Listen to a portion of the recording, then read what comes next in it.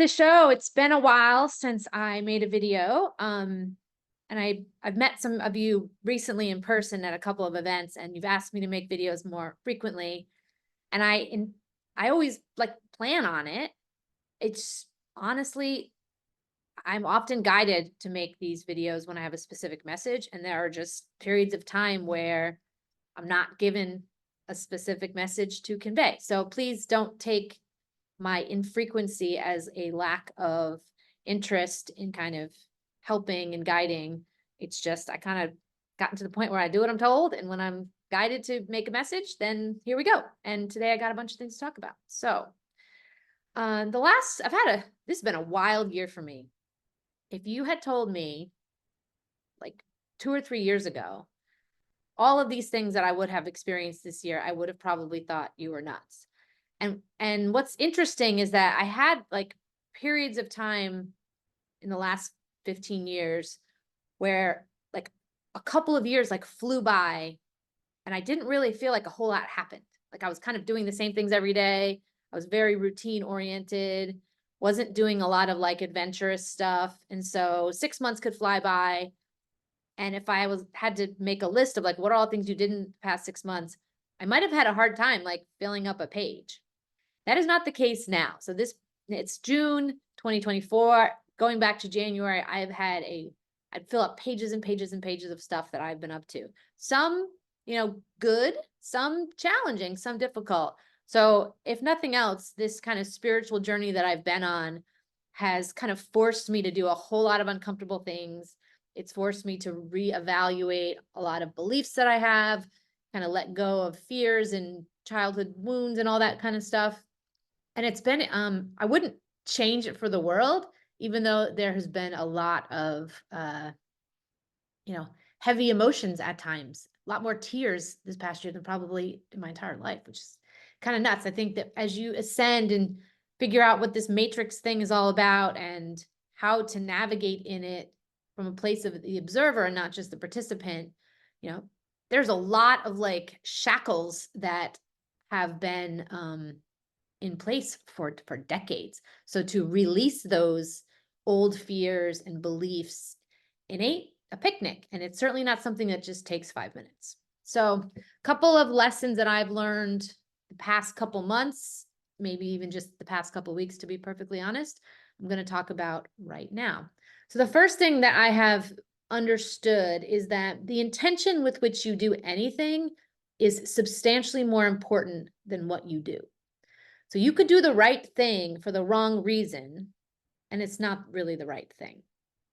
And as someone who's like clever and likes to navigate the line pretty closely, this has been a kind of a wake-up call, because in many cases in my life, I have done the right thing, but in my heart, I wasn't really necessarily doing it for the most kind or benevolent reasons. I was often doing it from fear or some other kind of like defensive thing.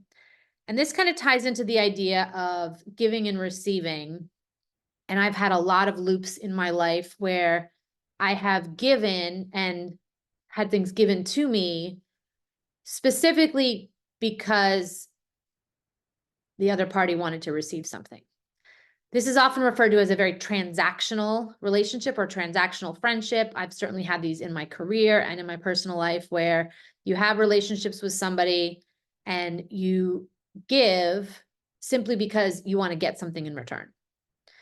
Now, when you have a job and you're like, do things and you get a salary for that job, like that's a pretty clear arrangement, but you can still show up in your job with the expectation I'm going to give because it's the right thing to do. I'm going to help my clients or help my coworkers or help whomever because I can, and I should because I can help them. Now, we live in this world where we need money. And so in most arrangements, when you have a job, you kind of give with the expectation of getting that money in return.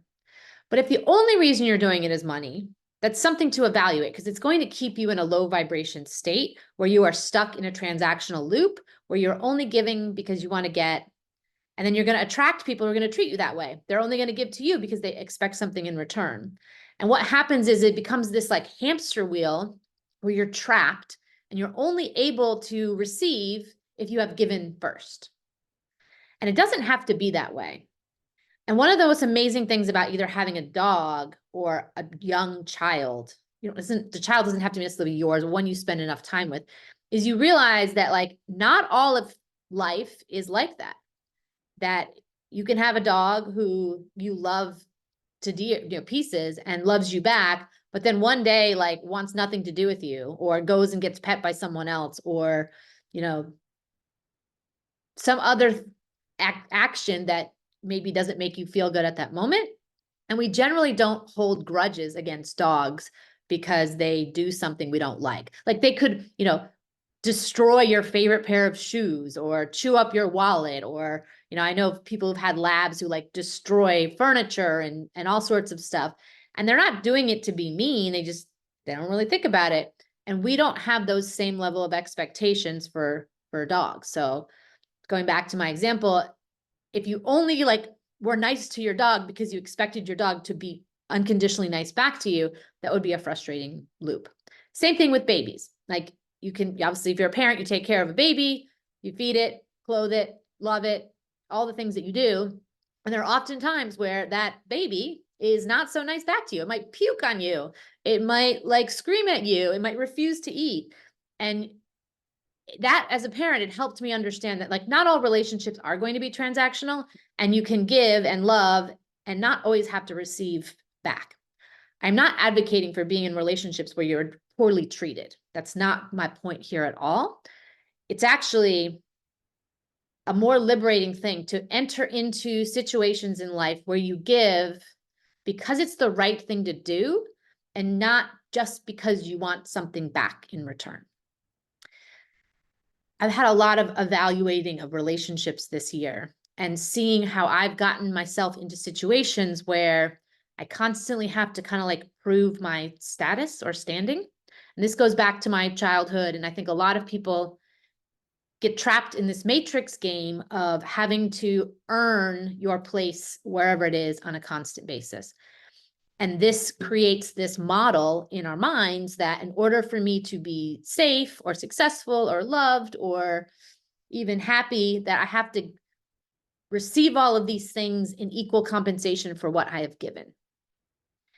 And I've learned that like that's a loop and it plays out over and over. And what happens is on both sides of relationships, if either side doesn't give enough at that time and people are keeping score, then you end up in a deficit, and it creates like resentment, it creates insecurity, it creates this fear that my status and my standing are no longer safe. This is a total matrix construct where we believe we are in this real world that if you don't do all of these things, then your sort of standing and status is threatened. And so there's this constant need to like prove ourselves and to make sure we're good enough, and need for constant affirmation of my standing or my status in particular relationships. And then if that status or standing is not reaffirmed, then all of a sudden, like worst case scenario loops start to run through your head, and you might even leave the relationship, or you might, have a fight, or all these kinds of things. And what I've been learning is that if I just approached more relationships without any expectations and gave and was kind and was generous because that's just the kind of person that I want to be, I'm going to attract back relationships that mirror that back to me. The most insightful lesson I have learned this year is about the law of the mirror. And sometimes people refer to this as law of attraction, but that kind of got like mainstream to the point where people, I think, don't truly understand what it's really about. And the law of attraction and law of the mirror and a lot of these sort of energy laws that are kind of construct in universal ways are really about whatever it is you give out is what you receive back. So if you are a very optimistic, kind person, then you're going to attract people who are optimistic and kind back to you. If you are very generous and giving, you will attract back people who are generous and giving. But I'm going to go back to the point that I made in the beginning in this video, that the intention with which you do those things is more important than the things that you do. So If you're only generous and giving because you simply want to attract back people who are generous or giving, then you're in a transactional loop where now you're earning your way and expecting people to earn their way with you. The intention is off.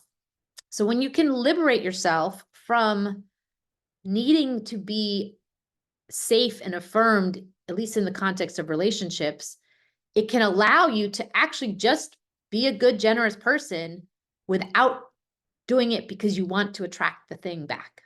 Hopefully this makes sense. I think this is the first time I've really talked this particular idea out. But when you understand the mirror and that the people around you are a reflection of who you are, it's life-changing. It's not easy. Now, there's a lot of days where I wake up and I'm like tired or worried and wish I was doing something else or wish I was somewhere else. And it creates these kind of lower vibration feelings. And, and I'm aware that if I start projecting those out and start talking to people from that vibration, I'm going to attract back responses that are lower. Like I'm aware of all of it and I still do it sometimes. My point, like it's not easy, but it's one of those things that like, every time you fall down, you get back on the horse and you say, you know what, today I'm going to show up again as the best and highest version of me. The law of the mirror thing, it really is true. And it's easiest. One of the ways that I test this is I've been traveling a lot this year.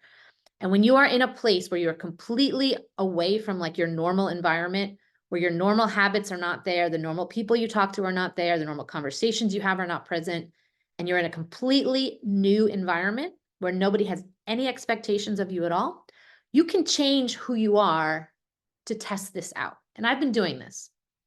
And I will very consciously like decide like, what is the identity of the person that I want to be on this trip? And I kind of step into that energy. And it's amazing how differently I am treated by random people. So now it gets tricky when you go back to your kind of old life, because the human mind likes where it's comfortable and you will regress back into an older identity. I've had this challenge with my family and that I live pretty far away and don't go back all that often. And when I go back, I feel like I turn back into this like young girl who has a lot of like defensive, worrisome insecurity type things. And I'm like, wait a minute, I'm over a lot of these things. But the minute I'm back in this older familiar environment, these things like reappear. So practice this in my suggestion in a place where you're around people who are not your day-to-day people. It's very difficult to formulate a new identity based on a higher vibration when you are with the same people who are not like on board doing this with you. This is one of the challenges of like what I call matrix relationships or karmic relationships, is that, when one party wants to grow and change and the other party doesn't, it creates friction. I like to use the analogy that's like, imagine sort of two arms locked, right? And sometimes there's something binding the people together. And in a very harmonious situation, that feels like a gold lasso, like a Wonder Woman's golden magic lasso. It's stretchy and it's protective. And that if either party moves, it just kind of shifts and moves with it. However, in a karmic situation, that sometimes feels like barbed wire wrapped around you, where if nobody's moving and nobody's trying to change anything, there's no pain really. But the minute one side wants to grow and flex and explore, that barbed wire things stick into your arms and it starts to create friction and pain, and it's difficult. And so if you're trying to work on yourself and ascend and you have people around you who are not on board with that, for me, it felt like a whole lot of barbed wire, and it was tough.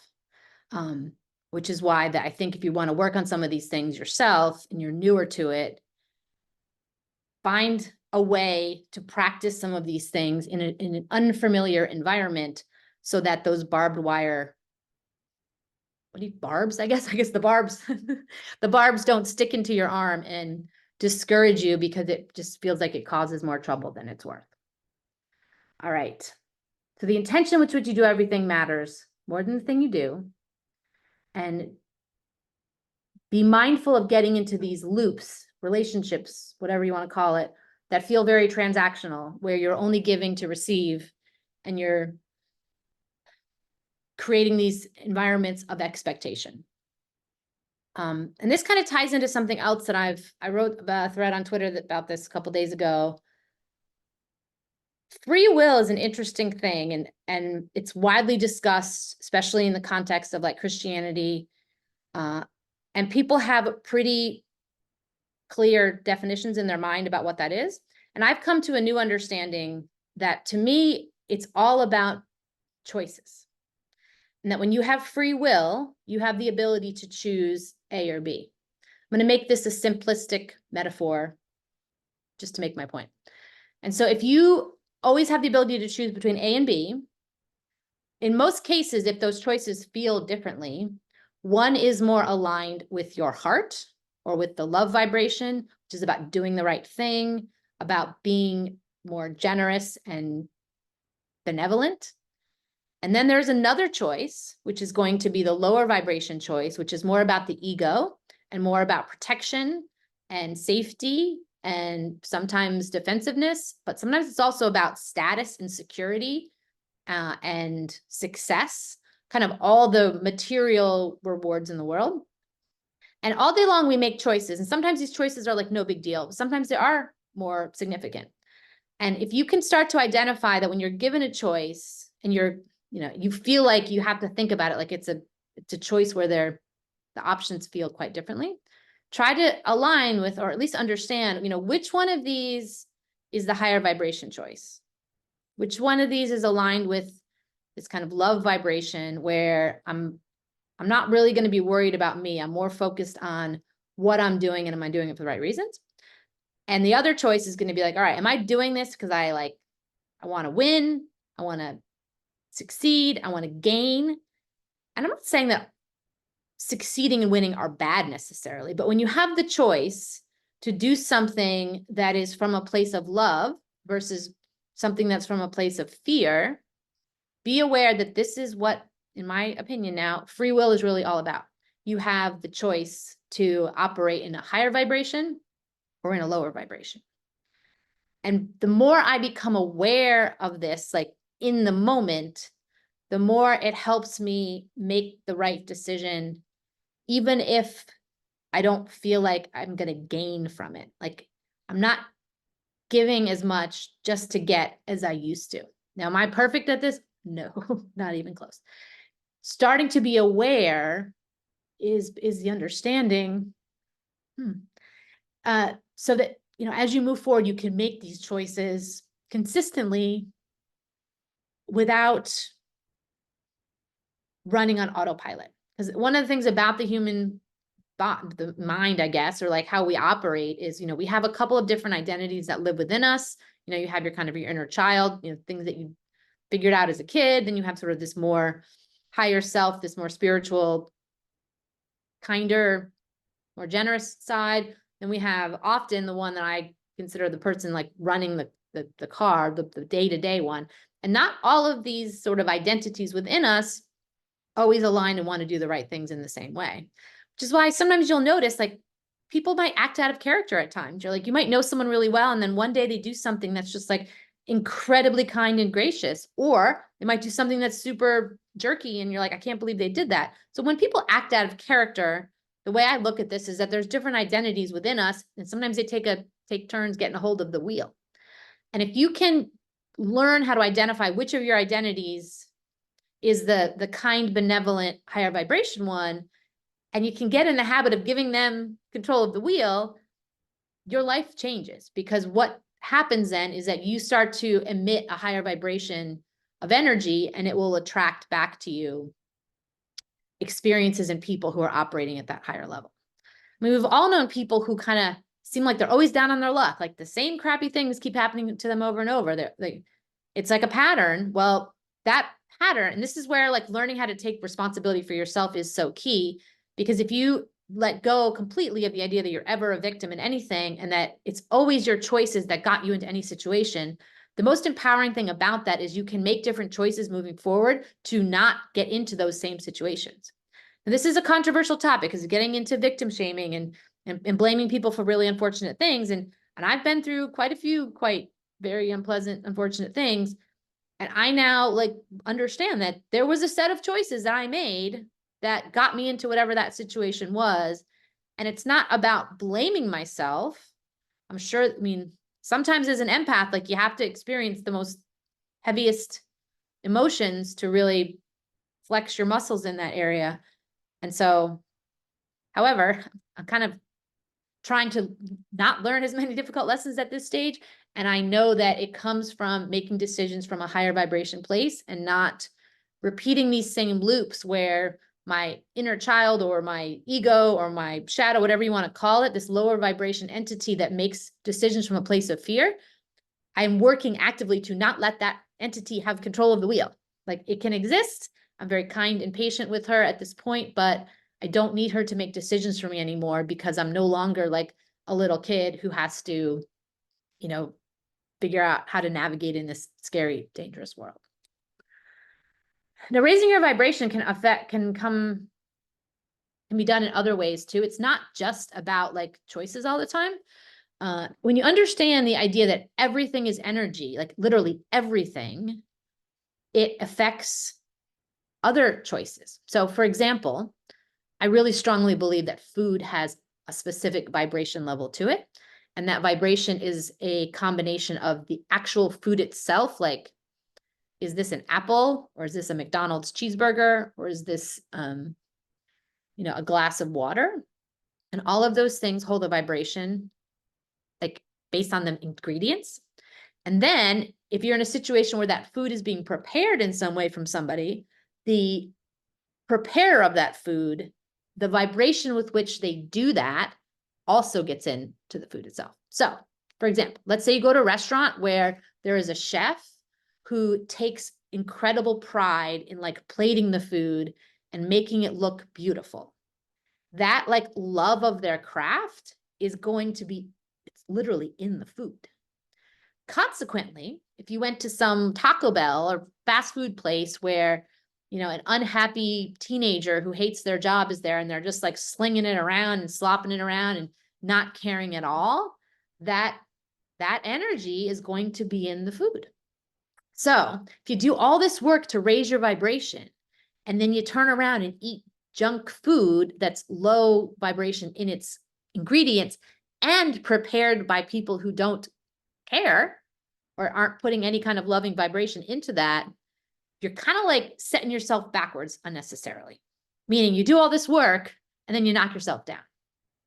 This also happens with music. So you could do all this work to really reframe your beliefs, let go of fear, make decisions from a higher place. But then you listen to all these podcasts about like doom and gloom of the world, and it's going to lower your vibration. So the vibration that we have as people, this is what I'm figuring out. It's a combination of a whole lot of things. It's what you think about, the inputs that you can consume, which is information and food, and even conversations that you talk about. It also, I think, is affected by the things that you look at all day. So I've been on this obsession for a while, and I talked about this in a previous video with flowers, like kind of nuts. Like I have many vases of flowers in my home, like at all times now. And I have a relationship with a florist down the street. I belong to like a botanical garden that's like half an hour away. It's really hot here in Georgia now, so I can't, it's so hot. I can't go there and sit for like 4 hours, but it is a place where when I'm around these flowers, it raises my vibration. It's like one of my little tools in my toolkit to know that, are the flowers going to make a huge deal? No. If I'm in like a state of despair or grief or really upset about something, are the flowers going to magically fix it? Not so much. But when I look at these beautiful things every day and I stare at them and wonder at how like God and Mother Nature created these works of art, I'm kind of reminded that, you know what? This world is magical. And this thing that I'm worried about is probably not that big of a deal. And I'm spending time like obsessing over a worst case scenario that probably won't happen. And so the flowers help me kind of pull back to the present moment by like, look, this flower is not going to be around for very long. It's, a cut flower in a vase. There's only a couple of days that it's going to be here. And so once it's gone. All I really have is the memory. So enjoy it right now. It kind of forces me to snap back into the present. And so all of these inputs, also, I think exercise is the big thing. I've had seasons of my life where I'm really good and consistent about exercising, and then seasons when I'm not. And fortunately, I'm in a very consistent season right now. And I know that like when I make the effort to, get my heart rate up, break a sweat, feel strong, it like really does lift my vibration up, and it exudes this activity that I just find helps me stay higher. So the food, the information, the activities that you do, the things that you look at, if they kind of bring you some kind of joy and help you appreciate this present moment, these are all strategies and tactics that you can employ to help keep your vibration up. I know I harp on a lot about this vibration stuff a lot, and I often talk about like jumping timelines, and if you're in a situation that you maybe don't love, well, you can't do anything about it, meaning you can't change whatever is currently present. You can observe it. You also can never change other people. So if you get in situations where you're frustrated, like I want this other person to do this thing, or I want them to want this thing, or I want them to not want some, like whatever it is you might desire another person to do, just understand that you cannot change other people, and you cannot change the current situation you're in. However, you can change yourself. You can change the vibration that you are emitting, and the people around you and the circumstances around you will change. I have no doubt about this. I'm not saying it's easy, but I've been testing this out from like almost like a scientist observer type approach. And that when you're consistent about it and keep that vibration high and keep that fear at bay, then you attract better and different opportunities. And when you are appreciative of those opportunities, it creates this energetic loop where you now attract more of those. This is why this idea of gratitude is so important, is that when you are appreciative of everything you have, the universe is like, oh, if you like those things, I'll send you more of those things. I'm going to wrap up with one very key lesson about understanding relationships as we kind of navigate this ascension, is that this matrix world that we live in operates on energy. Remember, everything is energy. And energy, it kind of functions like a currency. And that fear is the dominant energy employed by the matrix to keep all of us in our place. And fear is a little complicated in that if you use that label, sometimes people think it's just about being scared of something. And you're like, I'm not scared of anything. But it's not that simple. All the sort of lower vibration fear energies operate under a little bit different labels. So if you are resentful of someone, that's a fear energy, that you resent them because you wanted them to do something that they didn't do, or vice versa. And you think it's a reflection of how they feel about you or your worth or something like that. Jealousy is another fear-based thing, that people are jealous of others because they feel like they're not good enough to get that thing, or the people in the relation, it's hard to describe. They're generally a function of some kind of insecurity due to feelings of being unworthy, which is a fear of I'm not good enough. The vast majority of these lower vibration fears often tie back to a root belief that you're not good enough relative to other people to succeed or whatever. And this fear keeps people in jobs they don't like, keeps people in relationships that are disharmonious or even full of friction. It keeps people from taking chances and taking risks. It keeps people from being bold and courageous and asking for things that they want. There's a whole long list of things that fear does that affects our lives. I was in Florida a couple weeks, and I haven't really talked about this publicly, but there was one night where I had quite a metaphysical experience with a group of friends. And in this experience, I was able to actually completely detach from fear for a couple of hours. And what that really meant was I kind of left my ego at the door, and I made a conscious decision for several hours that I was going to be making no decisions. Like, I was in a very safe, protected environment. I did not have to worry about any kind of threats or whatever. And I just completely surrendered my ego and all fear and just remembered what it was like to be in a world where the love vibration was the only one. And it was incredible. It was magical. It changed me in ways that are hard to describe. And even though that was now a couple of weeks ago, I do remind myself pretty regularly that you can live a life without fear, and you can make decisions from a place that are not about fear. And much of the friction that we experience in relationships is due to some kind of fear. And when you can get sort of energetically savvy enough to be able to identify that, it can be very liberating. When you can have a conversation with someone who's upset, and instead of taking it personally and getting defensive, you're able to observe that fear in them, you have some really cool choices at that point. You can just be compassionate. You can allow them to express what they need to express without taking it personally. And when you get even more skilled energetically, you can learn how to transmute that fear into something a higher vibration. And this is sort of, I think, what this whole ascension idea is about, and how the collective is going to be ascending together at some point, is that it's this movement to understand how this matrix has really kept us in shackles because of fear. And that when you can approach situations and relationships and other people from a loving vibration and be giving because it's the right thing to do without needing to just get something back, or stop keeping score in, have they done as much for me lately as I've done for them? Or is there some kind of a deficit here? And you can look at people, especially when they're upset or whatever, and see that, you know what, there's just a whole lot of fear here. I'm going to look at this situation with compassion instead of reacting and getting defensive. And you can start to become more aware of all of the inputs in your own life and whether or not they're raising your vibration, and being conscious of the vibration you have at that time and whether you're putting out a vibration that you want to attract back. It's the culmination of all of these things that once you can kind of make this how you roll, your life changes in pretty cool ways. Now, do you wake up in like a utopia? Like, no, but it's the little things. This is where this idea of like traveling on timelines comes along, and that, we go through these seasons where a timeline is a description of the certain circumstances in your life at that point. And let's say you make a big change, like you get a new job, or you maybe start dating someone new, or you go on a trip, all of these events that kind of change you in some way, they change the timeline that you're on.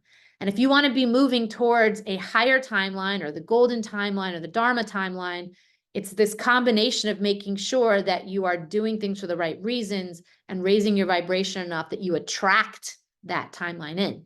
So I said a few minutes ago, like, you can't change other people and you can't change your circumstances, but you can change yourself to pull in this future timeline that aligns with what it is that you want. Does it take 2 minutes? Is it quick? No. I mean, I've been working on this for like a year, but really diligently for 6 months. Also knowing that sometimes, like, you got to be a little bit patient, and you can't expect a cake to bake in 5 minutes. It's got to sometimes be in the oven for the right amount of time. And so I think sometimes the universe does keep us in situations when there's a lesson to be learned. And as much as I try to be this like clever timeline jumper, there are times where I am basically forced to chill because there's something I need to learn before I can go on to the next stage of the game.